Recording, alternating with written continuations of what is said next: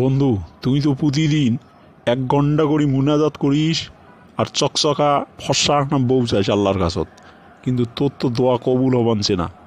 বুঝছিস, যারা মমিন, প্রকৃত মমিন যারা, তাদের সব কিছুই আল্লাহ তাআলা তাদের দেন এবং পৃথিবীর যা কিছু আছে সব কিছু তাদের অনুগত।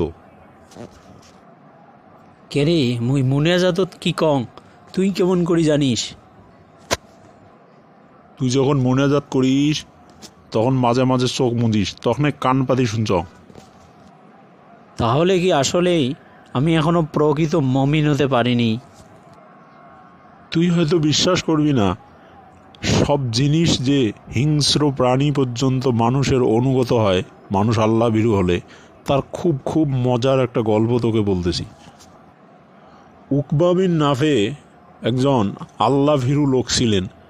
যখন তিনি একটি গভীর জঙ্গলে কাইরুয়ান শহর নির্মাণ করতে ইচ্ছা করলেন, তিনি সেই জঙ্গলে দাঁড়িয়ে 2 রাকাত সালাত আদায় করে বললেন যে, হে ক্ষতিকর হিংস্র প্রাণীরা, জীবজন্তুরা, হে বিষাক্ত পোকামাকড়, আমরা মোহাম্মদ সাল্লাল্লাহু আলাইহি সাল্লামের বাহিনী, আমরা এই বনে প্রবেশ করার ইচ্ছা করেছি বা এখানে আমরা শহর নির্মাণ করব, সুতরাং তোমরা এখান থেকে বের হয়ে যাও।